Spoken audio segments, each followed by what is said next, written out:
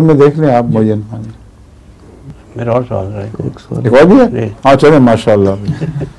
मूसा अलैहिस्सलाम का जो नाम है ये उनके घर में नहीं रखा गया, ये फिरौन के घराने में रखा गया है कि मूसा का मतलब ये है कि पानी से निकाला हुआ, जो वो बताते हैं मैंने इसके।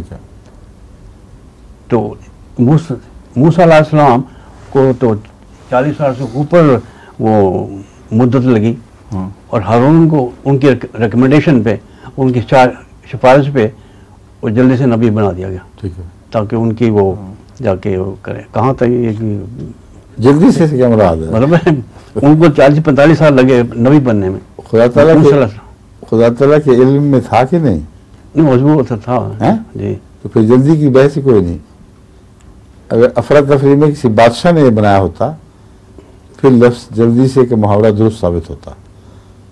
लेकिन अल्लाह तो कादिर मुतलक है, इसमें बहुत सी हिकमतें थीं कि किसी नबी की सिफारिश पर नबी बनाना और ये साबित कर देना कि नबी के खदशात बहरहाल गलत थे।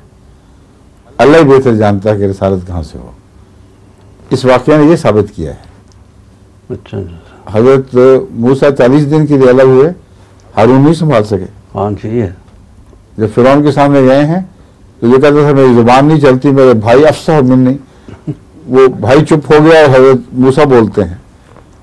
और जहाँ कुरान ने फरमाया दोनों बोले, वहाँ फिरौन ने हारून को नजरअंदाजी कर दिया। अच्छा। वो खातिर मूसा से होता है, वो जानता है कि असल ये चीज़ है। तो जो इनके अंदर सिफात थी वो नबूवत की जलवागर सिफात होने के लिहाज से बिल्कुल ज़ाहिर व बाहर थी।